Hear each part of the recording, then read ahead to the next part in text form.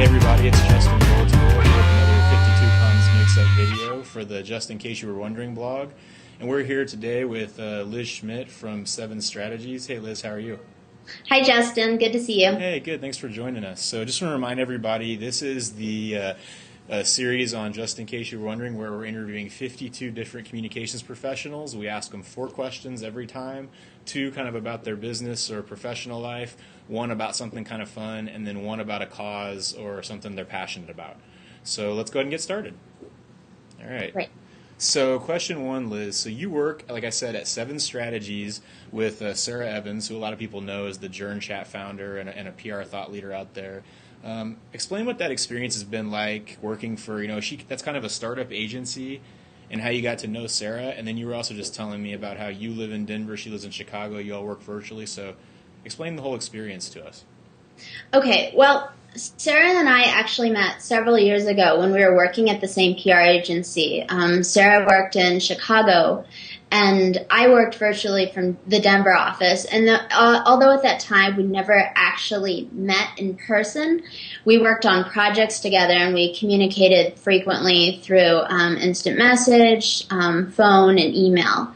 Following that, I spent about 2 years in corporate PR working for an architectural concrete firm. Okay. Where during that time I kind of discovered social media, Twitter and corporate blogging. We were trying to figure out ways on how we could promote our website.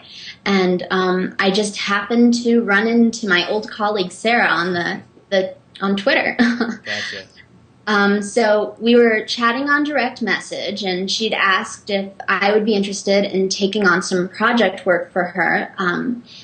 And, since then, it's really built. I've come to work for her full-time at 7 Strategy, and I've now been there since the inception of the company. I really enjoy working with 7s and with Sarah because I've learned quite a bit in a very short period of time. From experimenting with different social media platforms and learning how these can fit in with social media strategies when working with different clients. Yeah, so what is it? And we talked just a little bit add on to the first question, working for a startup agency like that, you mentioned maybe, getting to do a lot of client work and a lot of different experiences. Do you think that's one of the biggest benefits, or what are the benefits of working for a small firm like that? Absolutely. I think that you get to work with a lot of different clients, and the fact that right now it's a very small team that's working together at 7 Strategy, you do a little bit of everything, and you get to wear a lot of different hats. For example, anything from planning out an entire strategy to pitching bloggers to discovering new platforms and then putting together the results reports at the end. So. Yeah, I agree with you totally. I work at it's not a really small, even though Fleischman is a big agency, our office in Kansas City is kind of small. And I love that part about it, just like you said, like one day you'll be doing something really tactical, the next day you'll be doing strategy, the next day you'll be doing, something different. So there's always something new. Yeah. Right. Cool. Right. So Liz, what about the second question? So you wrote one of the best PR pitches I've seen recently. And actually, you sent it to my PR200 co-chat, Heather Whaling, or co-moderator, Heather Whaling, but she sent it over to me. And I thought it was really good. One of my favorite parts about the pitch was that you had some sample tweets and Facebook posts in there. It made it really easy for the person to do something, right, as a result of the pitch, so and share your client's story. So talk to us maybe about, pitching's a hot topic. Can you give us a couple of pitch tips, 2 or 3, that you use when you're doing pitches? Sure. When I'm first starting to put together my pitch, before I'm even writing, I would suggest 1, do your research. Go to that person's blog or Twitter account and read their most recent entries and look for a way to tie those into your pitch and just really show that you know what that person likes to write about and why your pitch is so applicable to their readers. I think the worst thing that you can do is send a pitch that's not on point.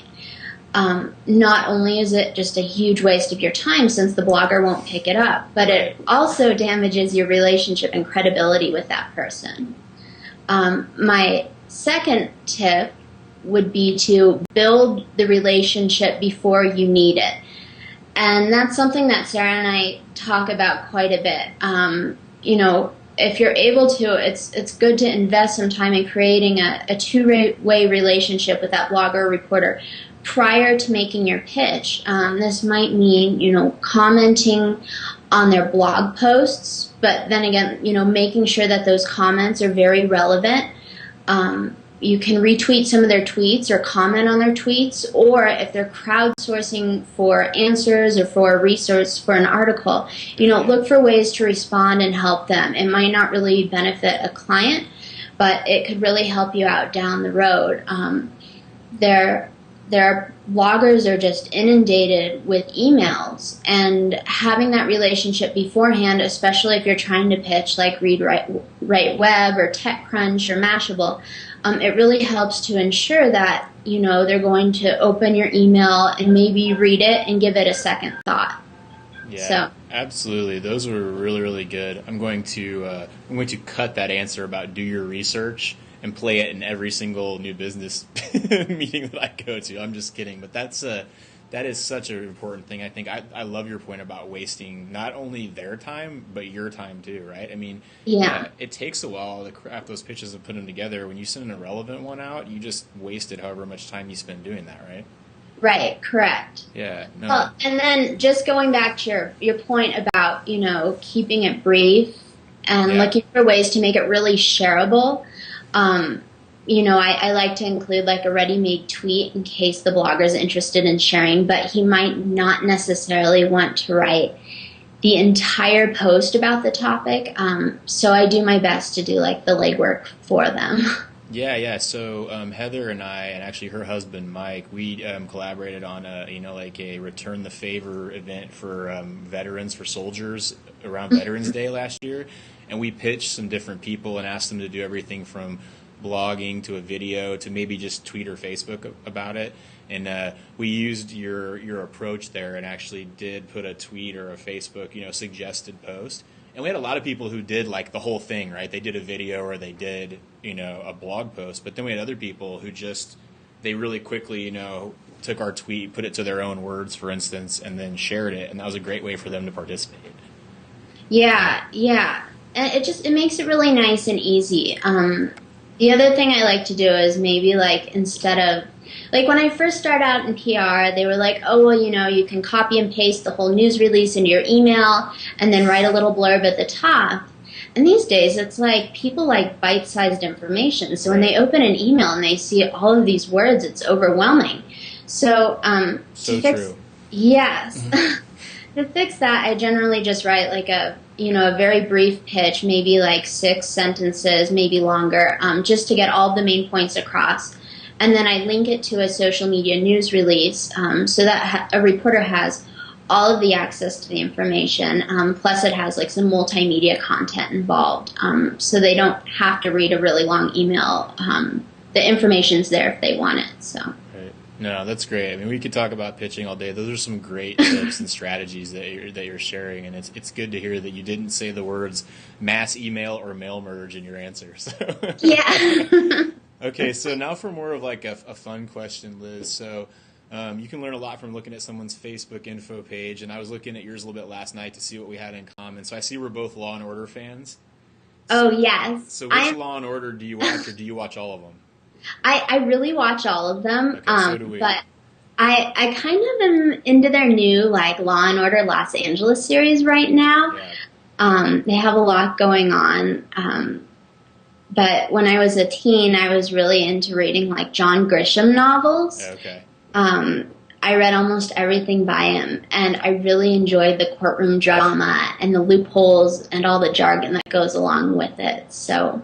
Yeah, I'm the same way. My wife and I are total suckers for that show. If it's on SVU or Los Angeles or the old one when it was on, we never really got that into the criminal intent one, but all the other ones we watch religiously. So. Yeah.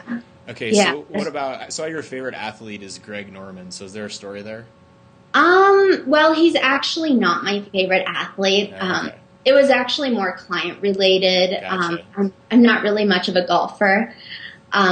We didn't work directly with him, but we worked with a team out of Atlanta called Everywhere to help on that project. Okay, cool.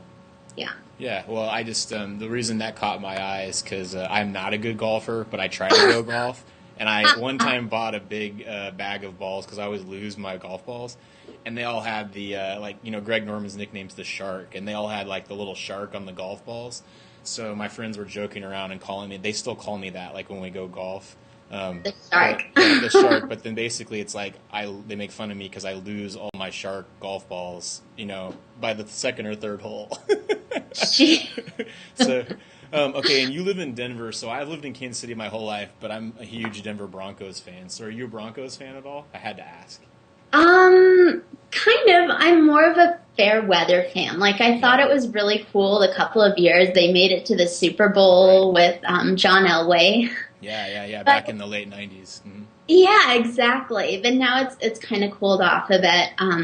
To be quite honest, I don't always follow the sports teams, but I'm extremely active when it comes to the outdoors. I'm really into hiking and running and spinning and climbing and lifting weights and just being outside.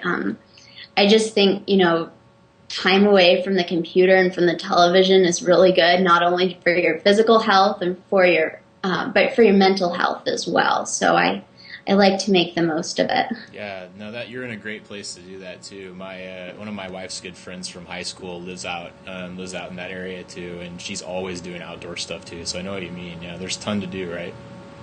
Yes. Yeah, cool. Okay, last question, and I always ask the same question here, Liz. I ask people, tell us about a cause you care a lot about or something that you're passionate about. And some people have chosen like a charity or a nonprofit. Other people choose something different. Like one person talked about TED and somebody else talked about their college. So what are you passionate about? Well, honestly, I would give this advice to any young professional trying to break their way into the PRSA industry or the PR industry. But the smartest cause that I took up that really helped me meet the right people and jumpstart my career and make so many wonderful friends and mentors was joining the Public Relations Society of America, PRSA, and just becoming really active in the local chapter. I've put so much time into PRSA with chairing and co-chairing multiple committees and attending all the events and networking with nearly everyone in our chapter. And they've given so much back to me. I have the most fun at events, and I hang out with my PR friends on a regular basis. Actually, when my husband and I got married last September, the PRSA president that year presided over our ceremony. My PR friends, they all came and they helped with the decorations and the setup. And then I must have had at least 2 tables filled with just PRSA friends. So it's really been a fabulous organization for me. That's awesome. Yeah, I have a lot of friends who are really involved in PRSA, and then I'm kind of involved in IABC here, but I've met great connections through both organizations. One of the questions I get real quick, and then we'll finish up, but I have to ask this, is people always ask me with PRSA or IABC, like, how do you get started? Like if you don't belong to it at all, like what's a good way? Is it just go volunteer? Is it try to find somebody who's in them? What would you say?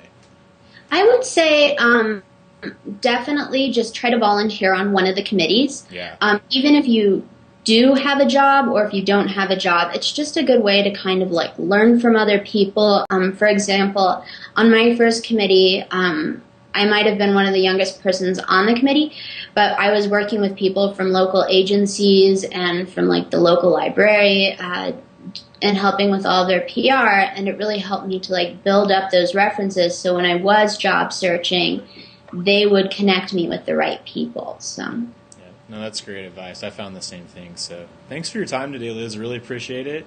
You're welcome. Thanks for having me. Yeah, absolutely. Hopefully you get to get away from the computer here in a little bit and go do something outside. So.